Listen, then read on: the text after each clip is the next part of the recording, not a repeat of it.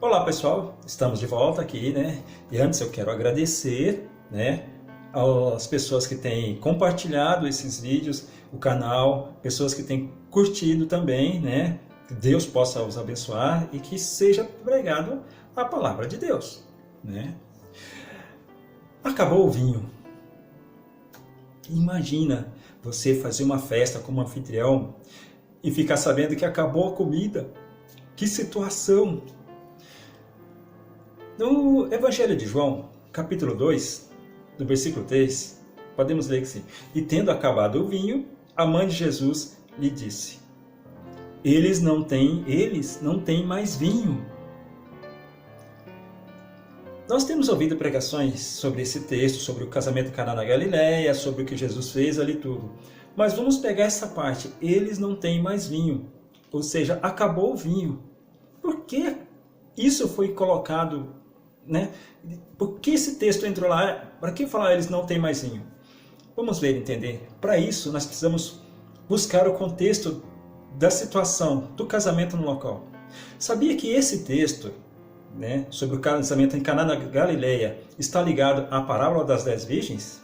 Interessante, né? Mas está assim. Vamos entender então o casamento, como era naquela região, aquele costume, e aí vamos conseguir entender melhor tanto a parábola das 10 virgens, como também esta frase e por que acabou o vinho. Tá? Naquela época, o casamento era já arranjado desde pequeno, ou seja, era um preparado para o outro. Olha, fulano está prometido para você e vocês vão se casar. Era entre os pais esse relacionamento, esse arranjado. Esta arranja aí, né? Hoje não. Mas a mulher crescia então com o objetivo de preparar o enxoval. Então ela ia tecer, aprender a fazer as coisas, preparar o enxoval. Já o marido crescia, né, o noivo, ele se preparava construindo a casa, era o lar. A função dele era dar um lar para os dois. Cresciam desta maneira. Quando a casa estava pronta, vamos marcar agora o casamento, que agora tem onde morar. Era isso. E como acontecia? Bom, o noivo se reunia na casa do pai dele, né, com os amigos, tudo, e ouvia aquele cerimonial, tudo lá do noivo, com os amigos e o pai dele falando. Depois desse cerimonial, eles seguiam até a casa da noiva, num cortejo e tal, mas para participar desse cortejo, era necessário estar com uma lanterna, uma lamparina acesa, apagada, não participava do cortejo. Então eles entravam no cortejo, quem estava lá, este era o convite, essa lamparina acesa. Hoje você convida alguém para a festa, você faz o convite, eu quero 5, 10, 20, X pessoas. Entrega para aquelas pessoas que você mais deseja na tua festa e eles vão. Mas naquela época não tinha limite, número de convite. Então cada um que tivesse com a lamparina podia participar. Então vinha o cortejo passando, eles entravam com a lamparina acesa e iam. Chegando na casa da noiva, o noivo, agora com o pai da noiva, ouvia todo o sermão, toda a história que ele falava, todos os conselhos que ele dava sobre a filha, sobre o casamento, como se fosse uma pregação ou algo parecido. Ok? E aquilo ali podia levar 10 minutos, 5, 1 hora, 2 horas, depende do pai, da noiva e da situação. Terminando ali, o cortejo agora seguia para a casa que foi construída, onde seria o casamento, para a casa dos noivos. E mais uma vez, quem estivesse no caminho, que logo as pessoas sabiam que ali ia acontecer um casamento, então eles ficavam preparados. Opa, lá, aí se preparavam para entrar no cortejo. Lembramos que podemos ver que na parábola das 10 virgens é citado que, tardando o noivo, né, alguém na frente, tardando o noivo, os pessoal ali que estava aguardando adormeceram. Porque às vezes o discurso lá na casa da noiva levava tempo, demorava. Realmente ia acabar, a pessoa ficava cansada de esperar. E à meia-noite alguém gritou: lá vem o noivo! Aí o pessoal acordava, opa, lamparina acesa, e vamos esperar quando eu ver que eu quero participar desse casamento, eu quero ir na festa, vamos pro cortejo. E era assim que faziam. Então agora, com a lamparina acesa, o noivo e a noiva vinham, o cortejo, aqueles convidados e mais convidados chegando. Até chegar lá na casa, tá? Onde o mestre de sala estava aguardando eles, né? O mestre de cerimônias lá, abria a porta, entravam todos que estavam com a lamparina acesa. Se tivesse com ela apagada, não entrava, ficava de fora, só quem tivesse com ela acesa. Ou seja, a validade do convite de casamento era ela, a lamparina, mas acesa. né?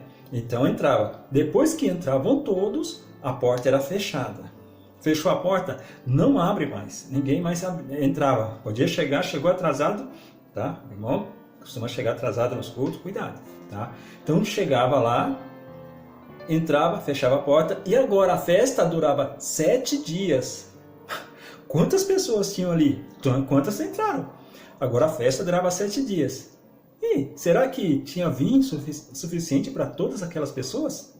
Estão entendendo agora porque acabou o vinho, né? Se a pessoa é muito convidada, o noivo e a noiva são muitos conhecidos, então muitos convidados virão aqui, de acordo com como elas são conhecidas na região, tá? Então, em 7 dias durava o casamento, a festa. Depois que passava essa festa, os noivos entravam em lua de mel, e isso levava 1 ano, porque eles tinham agora, durante 1 ano, era sustentado pelo pai da noiva e pelos pais da noiva. Tá? Então, os pais da noiva e os pais do noivo sustentavam os dois, até que eles gerassem o filho. A função deles agora era estar em lua de mel, não trabalhavam. Era essa a obrigação deles. Então, naquele contexto, naquela situação, era assim que acontecia um casamento. Tá? Agora vocês entendem porque faltou o vinho, né? Porque a quantidade de pessoas que estavam lá não foram acrescentadas. Mas um detalhe interessante que tem é que diz, a mãe de Jesus diz, eles não têm mais vinho. E Jesus respondeu, mulher, o que tenho eu contigo? Ainda não é chegada a minha hora. Alguns dizem, nossa, ele foi rude com ela. Mas para e pense, ele em nenhum momento disse, mãe, o que a senhora quer? Ele disse, mulher, porque se você voltar em Gênesis, ou mesmo em João, no capítulo 1, vai ver, Deus criou o homem. Deus formou o homem e formou a mulher. Então, como é que a mulher pode mandar em Deus? Como é que ela pode mandar no Criador? Já chega, ó, não tem mais vinho, faça alguma coisa. Ele já retrucou, mulher, que tenho eu contigo? Ainda não é chegada a minha hora. Hoje, você vai pedir uma coisa com Deus, você pede ou você está obrigando? Senhor, eu quero isso, eu quero aquilo. Mas é da vontade dele? Você está por Deus para trabalhar para você?